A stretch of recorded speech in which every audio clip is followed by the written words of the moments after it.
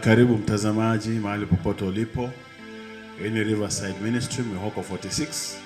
Tumekuwa tukisoma somo la kitabu cha Matthew chapter 24, wala ambao tumekuwa tukiandamana.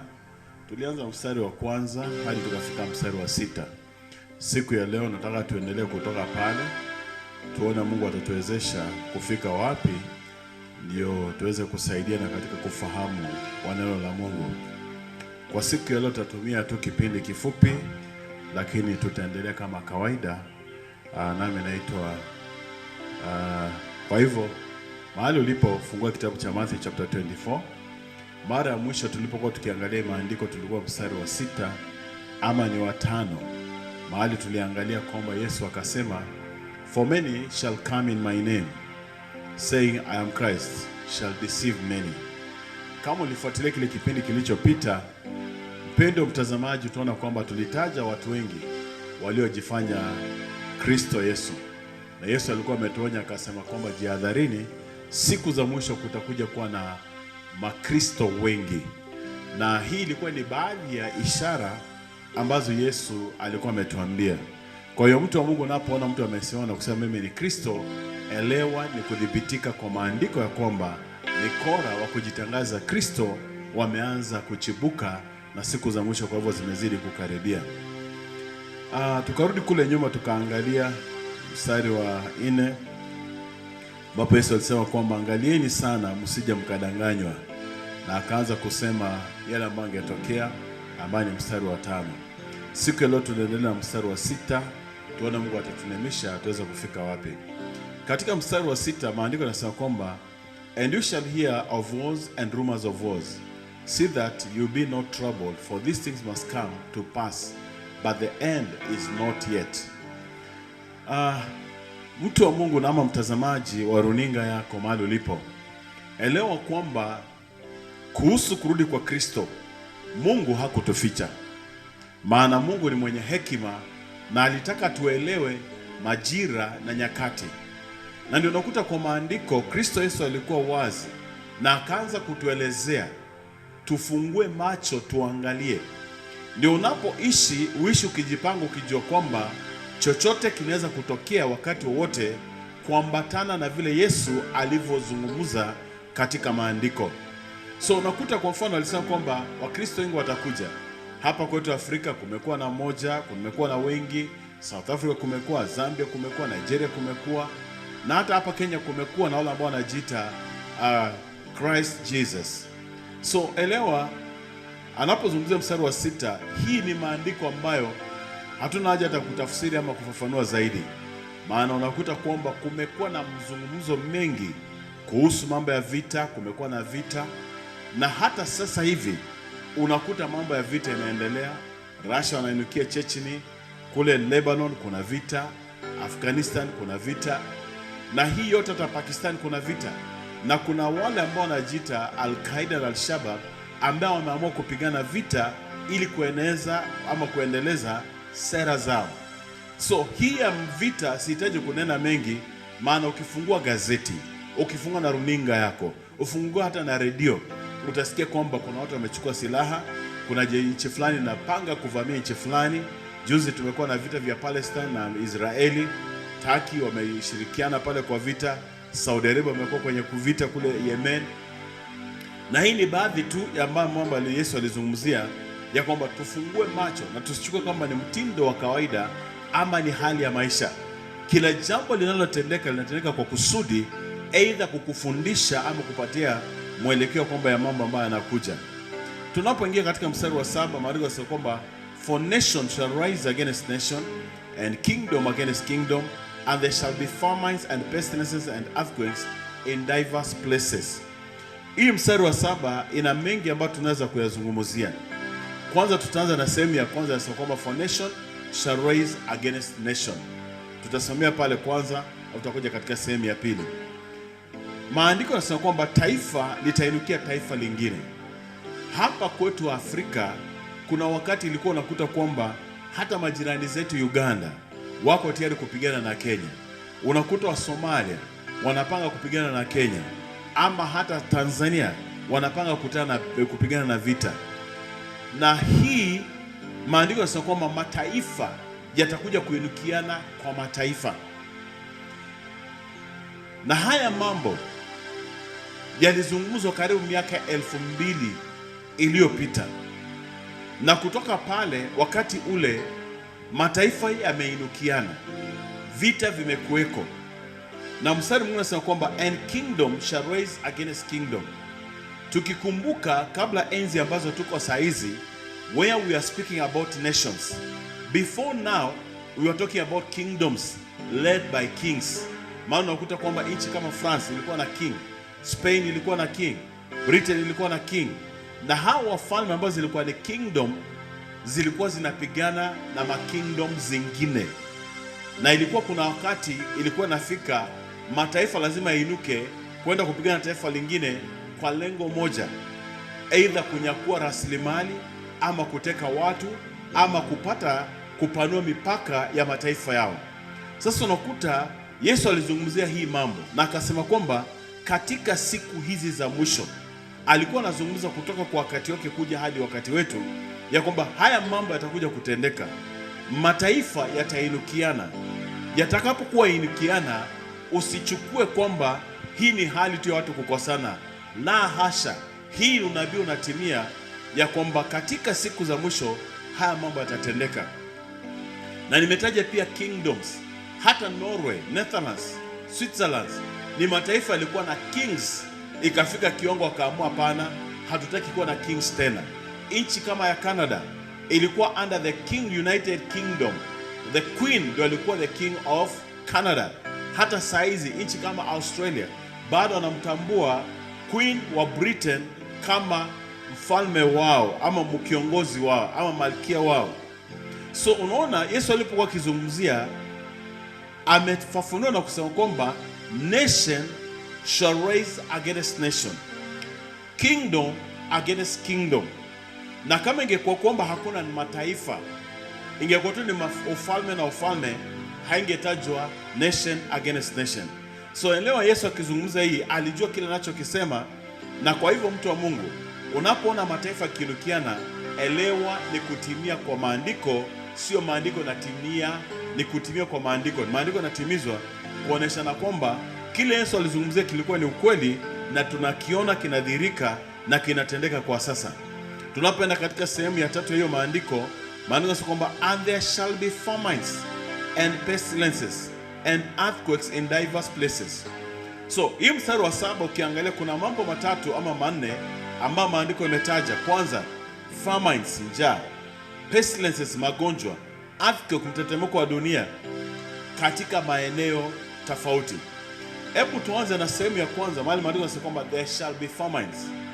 Wale walikuweko ama wale wanaweza kuwa na kumbukumbu, katika mwaka wa 1985 kulikuwa na njaa kubwa sana nchi ya Ethiopia, mpaka wanamuziki wakakuja wakakusanyika pamoja wakaimba wimbo we are the world, so let's start giving.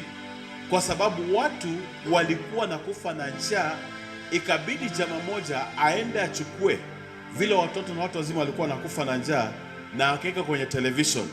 Hii ikaguza ulimwengu. That is just one famine. Hivi saizi tunatangazia kwamba kutakuja kutokea na famine South Sudan. Na si hiyo peke yake, hata hapa kwenye kumekuwa na maeneo ambayo imekuwa na njaa. Watu wamekufa njaa, watu wamechemsha hata matawi na matunda ya msitu ambayo haieleweki kwa sababu ya njaa. Ng'ombe na mifugo zimekufa kwa sababu ya njaa.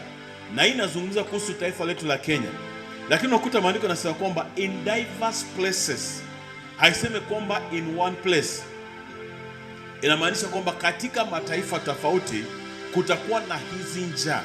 Kwa hivyo elewa mtu wa Mungu kwamba hata manchi kila katika maeneo tofauti njaa imekuweko. Na elewa ya kwamba hii haitaisha. Maana maandiko yanasema kwamba kutakuweko na njaa. Sikiza, the word famines, sio famine. Kutakuwa na njaa kwa kila maeneo. Hapa jirani zetu Somalia wamekuwa na shida ya njaa mpaka wanapelekewa chakula. Ndio nasema unapoona haya mambo yanatendeka, unafaa mtu wa Mungu ujirudie, ujiulize, what has this got to do with the scriptures? Mungu anatunenea nini kwa kipindi hiki na wakati huu. So kwetu hapa Baringo kumekuwa na watu ambao wamekuwa wakipatiwa chakula kwa sababu ya njaa. Sehemu za Ukambani kumekuwa na watu wamekuwa wakipatiwa chakula. So unaona kwamba, elewa, hii ni andiko. Tunapoona hii kitendeka, tunafaa kuelewa kwamba nyakati zinaenda zikiisha, nyakati zinaenda zikipungua, mtu wa Mungu. Na kumekuwa na janga la njaa miaka iliyopita katika mataifa tofauti. Mahali kunakosekana na njaa, kunakosekana na chakula, kunakuwa na ukame, hakukunyesha. Kunapokosa kunyesha mvua, inakuwa watu hawawezi kupanda, na kama hawapandi hawavuni. Kama hawavuni hakuna chakula, inabidi misaada isaidie. Ndio tunakuta World Food Program ikaanzisha kwa minajili ya kusaidia watu katika njaa. So leo tunapoona hizi njaa ni maandiko inayotimia. La pili inazungumzia kwamba and there shall be famines and pestilences. Hebu tuangalie pestilences. Pestilences ni neno la Kiingereza. Pestilences ni aina ya magonjwa. So maandiko nasema kwamba turuke earthquake, sema kwamba and there shall be pestilences in diverse places. Yaani kutakuwa na magonjwa katika maeneo tofauti. Kabla sijarudi kule nyuma kuelezea haya magonjwa ambayo maandiko yanazungumzia, nataka niangalie kipindi tulichomo kwa wakati huu. Kuna ugonjwa unaitwa COVID. COVID ni ugonjwa ambao unaua watu. By tarehe 3 July this year 2021, wanasemekana kwamba watu milioni 35 walikuwa wameaga kwa sababu ya COVID. Na kulingana na maandiko yanasema kwamba in diverse places, katika maeneo tofauti. So ndio iitwe pestilence. Si ati ni watu 5 au 6 wamekuwa wagonjwa. La hasha, ni watu zaidi ya 100, 200, 300 wamekufa kwa sababu ya magonjwa, na maandiko yanasema kwamba katika maeneo tofauti. Kumaanisha tunapoona Marekani, Ujerumani, Britain, South Africa, Nigeria, hapa kwetu Kenya, Tanzania, Rwanda, Uganda, tuseme dunia mzima imeshikwa na ugonjwa mmoja, ndio hii maandiko yanazungumzia kwamba there shall be pestilences. Sicknesses is very simple word. So when you see the world is affected by sicknesses, elewa it is a word that Jesus spoke. Yesu alinena haya na tunaona tunatimia katika ugonjwa wa COVID. Nataka nirudi kule nyuma. Yale magonjwa ambayo katika history ambayo yamekuwa recorded, ilianza kurekodiwa katika the year 6 AD, the 6th century to the 8th century. Kuna ugonjwa ulitokea ulikuwa unaitwa Jostine, ambao uliua watu zaidi ya milioni 50 dunia mzima, from the 6th century to the 8th century. Na kumbuka karne ya 6 Yesu alikuwa shakufa na akazungumza haya maneno. Na huu ugonjwa si tuliua watu mahali pamoja tu, uliua watu mahali tofauti. Kukakuja kwa kuwa na Black Death ambayo ilikuwa ni tuberculosis. Wakati tuberculosis ilitokea, ambayo sasa hizi tunachukua kama ugonjwa wa kawaida, watu hawakuelewa jinsi ya kudeal na tuberculosis, na watu wakashikwa katika maeneo tofauti, na wao pia kukakufa na watu ya mamilioni ya watu kwa sababu ya tuberculosis. Hii nayo ilifanyika katika the 15th century, almost 15th to the 15th century. Ndio hii ugonjwa ambayo ilikuwa inaitwa Black Death, ni tuberculosis, watu wengi walikufa.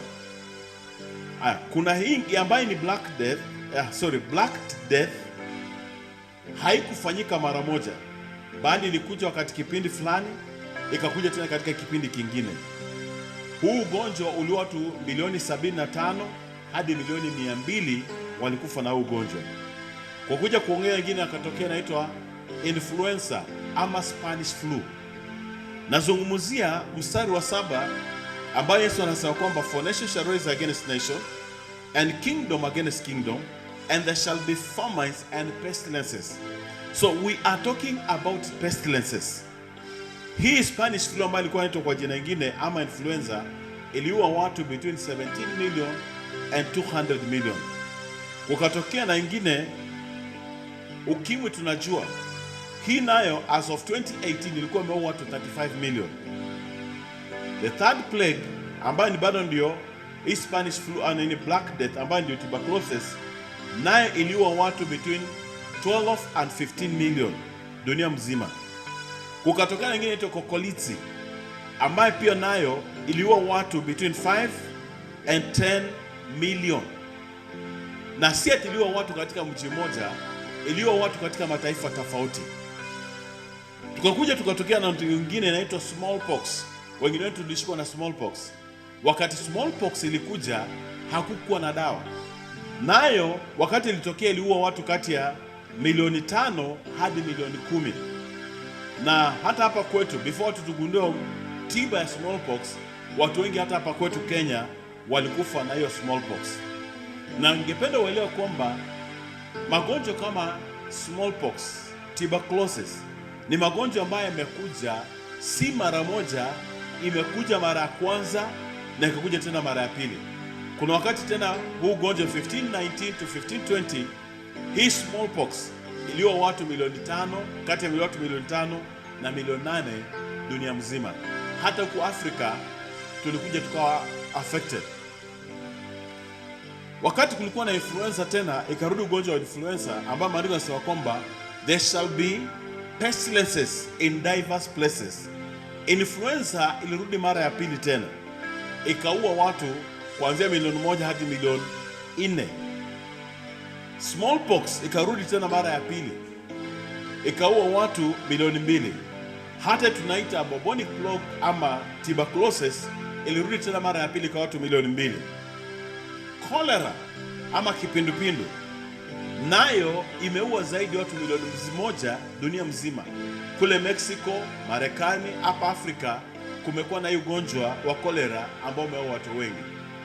Na hata hii tunaita COVID ambayo ni ugonjwa ya mapafu.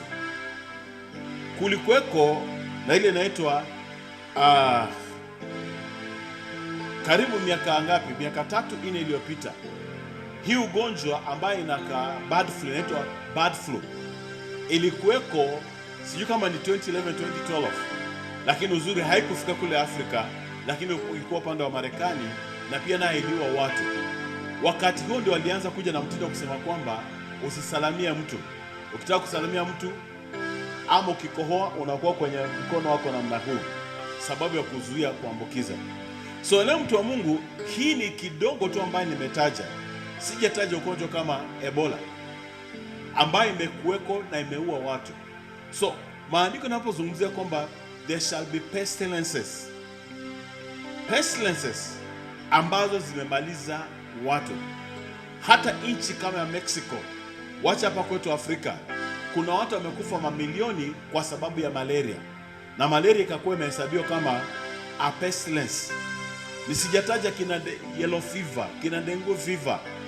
Hizi ni pestilences, magonjwa kila aina ambayo yamekuja kutokana vile Yesu alisema kwamba siku za mwisho kutatokea na magonjwa ya kila aina katika sehemu tofauti. Na mpendo mtazamaji, ningependa kukuambia kwamba hatujaona mwisho wa magonjwa. Maana ukiangalia katika historia, hata kufanya research yako, utakuta haya magonjwa ni yale yalikuweko, baada ya miaka kama 100 ama 200 inarudi inakuja tena. Baada ya miaka 100 inarudi inakuja tena. Na inakuja inaua watu kadhaa. Na kuna magonjwa mengine ambayo yameua watu karibu mji mzima, lakini haijarekodiwa. Lakini haya yanapotendeka, jambo ningependa kukuzungumzia ni kwamba elewa ni mambo yaliyotamkwa na Kristo Yesu kama moja ishara ya kuoneshana siku za mwisho vile zimekaribia.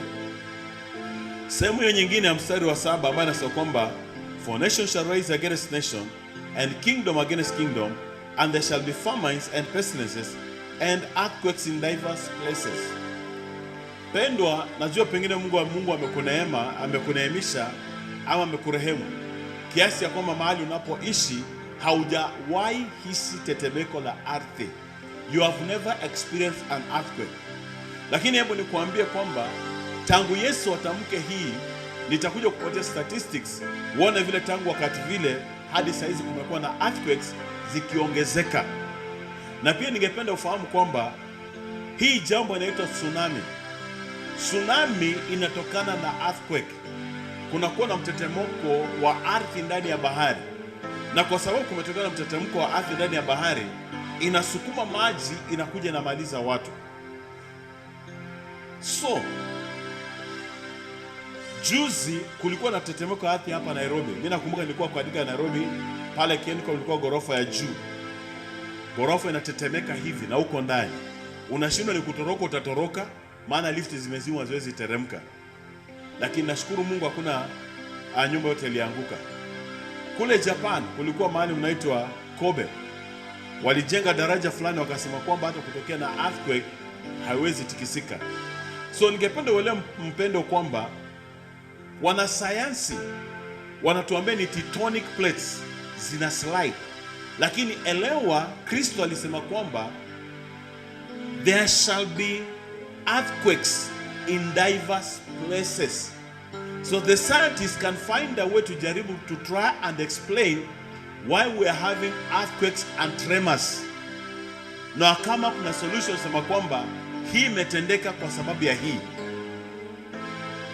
Mimi niko na ripoti ya kukuambia kwamba wanasayansi wanaweza sema kile wanachofikiria, but elewa these are things that Jesus spoke about and prophesied, na akasema kwamba it shall come to pass. So when you see it doing, when you see the earthquakes happening, akili yetu haifai kufikiria kwamba wanasayansi wamefanya utafiti wamejua. Tunafaa turudi tusimame sema kwamba na kweli neno la Mungu ni la ukweli. Yesu alitabiri haya na tunayaona saa hizi. Mpaka wanasayansi wanakuambia kwamba we are projecting to have an earthquake in this place. It will not happen even if they project kama Mungu hajanena, because it is only God who has the final say. Whatever he says must come to pass. It doesn't matter ile degree mtu ako nayo, it doesn't matter ile masomo mtu ako nayo, but the word of God is final. So understand this one thing. Wanasayansi watakuja kufanya utafiti na waseme kwamba tumegundua ni mtetemeko wa ardhi umefanyika, ni mawe imetikisika, ama kuna mahali pamefanyika kitu fulani ndio hii katendeka. Hiyo sio sababu ya hili jambo kutendeka. Inatendeka kwa sababu Yesu alisema it is going to happen, and it is happening, it will continue to happen. Alafu ukiangalia mstari wa 9 katika Matthew chapter 24 verses 8, Yesu anasema nini? All these are the beginning of sorrows. Tumeanza tu. We have not reached. We have just started. So mpendwa, when you see earthquakes, rumors of wars, false Christ, magonjwa ya kila aina kitendeka, vita vikitendeka, elewa ya kwamba Yesu anakunenea. Na anapokunenea anakuambia kwamba jiandae, jitayarishe, prepare yourself. Something major is going to happen. And the something that major that is going to happen is that Christ is coming again. Na kando na kukuja kwa Kristo Yesu, the world is coming to an end.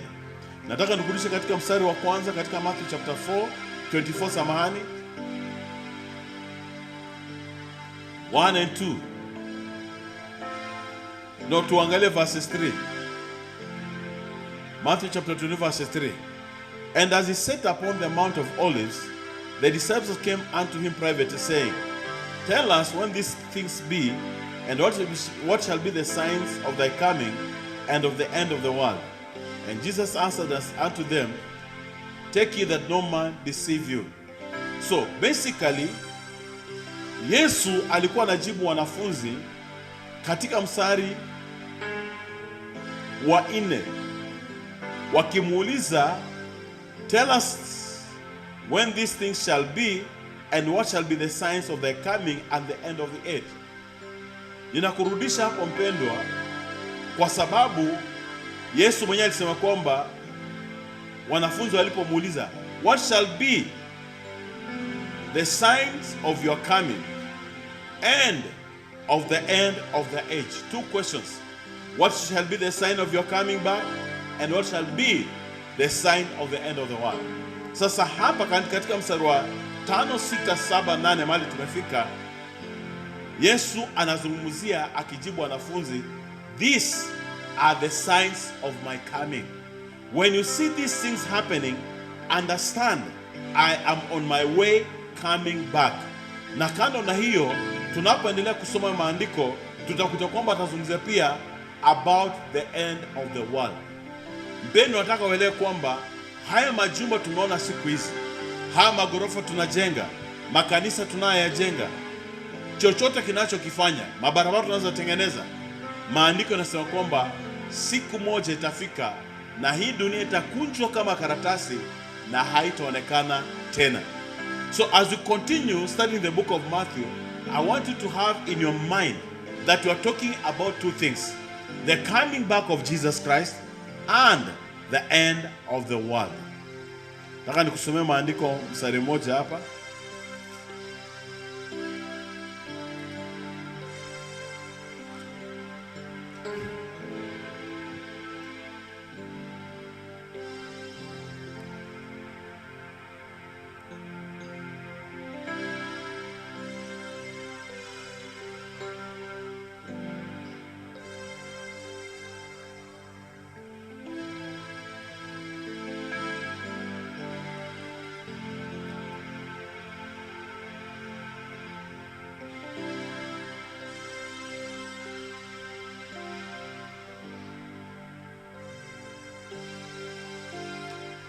Revelation chapter 21. Nataka nifunge na hiyo kwa Bible study ya leo.